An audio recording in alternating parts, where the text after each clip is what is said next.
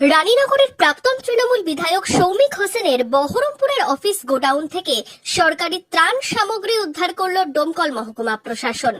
বুধবার বেলা 11:30 নাগাদ বহরমপুর থানার উত্তরপাড়া মোড়ের কাছে পূর্বতন জাতীয় সড়কের পাশের অফিস থেকে ত্রাণ সামগ্রী উদ্ধার করে ডোমকল মহকুমা শাসকের দপ্তরের কর্মীরা। উপস্থিত ছিল ডোমকল থানার পুলিশও। পরাজিত প্রাক্তন বিধায়ক সৌমিক হোসেন তার বহরমপুরের বাড়িতেও নেই বলে জানান তার কর্মীরা। এদিন বাড়ির গোডাউন থেকে উদ্ধার হয় সরকারি ত্রিপল, বেডশিট, ধুতি, শাড়ি, কম্বল সহ একাধিক ত্রাণ সামগ্রী। এসেছিল আপনার ডোমকল অফিস থেকে, ঠিক আছে। ওরা আগে এসে চিঠি দিয়ে গেছিল যে যদি কোনো অবশিষ্ট সামগ্রী থেকে থাকে, ঠিক আছে, বিলি করা, সেগুলো আমরা ডেট দেবো, সেই ডেট এসে নিয়ে যাবো। তাই ওটা নিতে এসেছিলেন। দেন না তো সেই মুহূর্তে বিলি করা যায়নি, তার জন্য আপনার যেটা মানে ম্যাক্সিমাম বিলি করা হয়েছে, কিছু সংখ্যক মাল ছিল সেটা আজকে নিয়ে গেল। বাড়িতে তার গোডাউন নেই, ওখানে খুব কম থাকতো দাদা। ভোটের সময় গিয়ে থাকতো, হয়তো থাকতো না।